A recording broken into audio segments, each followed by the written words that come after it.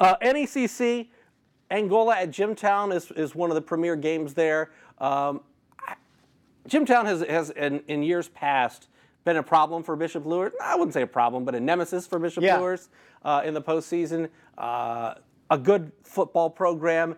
Is this a good test for Angola to play someone outside the area that has a tradition like this? I think last year at this time we were going, we'll find out how good Angola is that Week 3 game against Jimtown, and then they went and beat them. So I think it'll be a further testament when Angola beats them again on Friday. Really like the way Angola's playing. I mean, phenomenal running. That running quarterback was it Jared Gibson, I believe? Yeah. That rushed for almost 300 yards. Yeah, only 283 yards. I mean, what are you going to do? I mean, you know. Against a Leo defense.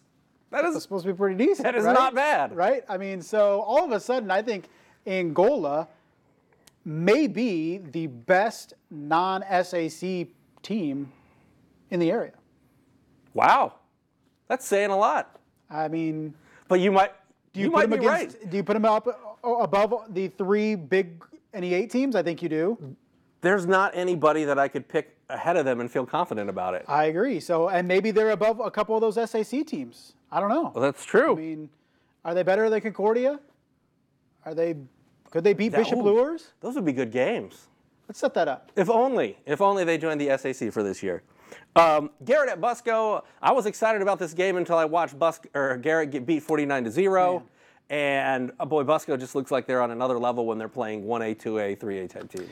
You know, Chair Busco, they don't have a lot of them. They're going to come running out of the tunnel on Friday, and you're going, is this it with their varsity team? But by gosh, they can play football. And Garrett just, it's going to be not their year. I mean, there's just so many young guys on that team trying to find their way.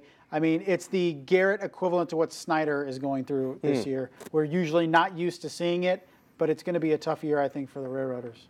And Eastside at West Noble, that's another one of the interesting games in the 2-0 West Noble. West Noble, 2-0. Props. May Hoarders going nuts. And Eastside's losses to Adams Central, who obviously is a very good football team. Yeah. This is one of the more intriguing matchups in this conference. Yeah, I think so. East Noble or Eastside, we're used to seeing them up toward the top. West Noble, you know, is one of those teams that we try to figure out as the season goes on, and then they tend to surprise us the last couple of years. So 2-0, right up there, tied with Angola in that division. What are you most looking forward to about this week overall? There's not a lot of marquee matchups that we had a week ago, but particularly in the SAC, I want to see how Snyder bounces back. I want to see how Carroll takes that momentum into week 3. I want to see how Wayne takes the momentum into week 3. And I want to see, I don't think we're sold on Homestead and Dwenger. We're sitting here week 3 where everybody wants to say they're both 2-0. That means they're the 2 premier teams in the SAC. I don't think we're in a position to say that yet. Homestead needed a tremendous comeback to beat Concordia.